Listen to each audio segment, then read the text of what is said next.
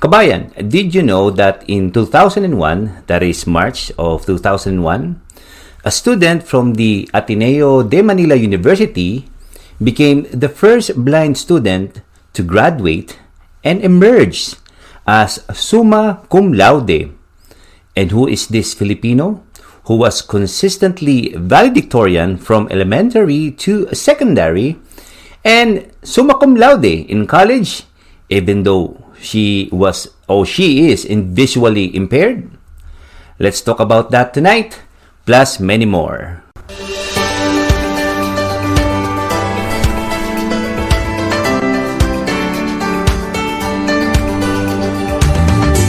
It's time for the Parkland Filipino Hour with your host, Kuya Gilbert Del Rosario. The Parkland Filipino Hour is aired every first Sunday of the month over the Rock 98.5 radio station in Yorkton, Saskatchewan.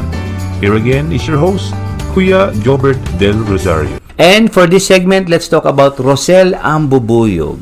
Who is Rosel Ambubuyog? She is the first blind student to graduate with highest honors as Summa Cum Laude at the Ateneo de Manila University in 2001, the month of March. Rosel was only 6 years old when she lost her eyesight. This is due to a side effect of an over-the-counter drug that her doctor prescribed. If being born blind is hard, it's probably much harder to lose your eyesight because you already saw the beauty of the world. Then all of it became just pure darkness. It took her 2 years to adjust to her condition. It started out with her eyes couldn't handle the light, even just a little bit of light. Thus, her family had to put dark curtains in her room. Her brothers, supportive as they were, took turns in reading for her using a candle. After 2 years, this little girl decided to face the world and go to school again. Unfortunately, most schools she chose could not accommodate her need around that time. One reason was because of lack of special training for education teachers with this kind of situation for her special need. Finally, one school accommodated her. It was a huge challenge for her to cope up with the studies and pressures of being a student with her handicap, and it was even more challenging to be discriminated and looked down because of her visual impairedness. As such was her experience with one of her teachers. But despite this, Rosel never gave up hope. This situation instead encouraged her and molded her to be brave, bright, and creative. So, to gain attention and approval of her teachers, whenever her teacher talked to her, either in Tagalog or English, she would answer in straight English. Soon, she became famous in the school as the Ingleserang Bulag, or in English, the English-speaking blind. When she graduated from high school, she was number 1 among the 1,400 students in that school. That is, she graduated valedictorian at the Ramon Magsaysay High School in España, Manila. She took the Ateneo entrance exam and she got a perfect score in math. After a few days, Ateneo de Manila called her up and invited her to pursue college. Ateneo told her, "Tell us what you need and we'll buy everything for you." As a scholar student, the school bought Rosel a Braille translation software that converts encoded or scanned text to computer, as well as a Braille printer that produces hard copy Braille to print the exam questionnaires, lecture notes, and other classroom materials in a way that she can read with her hands. Also bought for her was a talking calculator, so she can hear the numbers while she computes.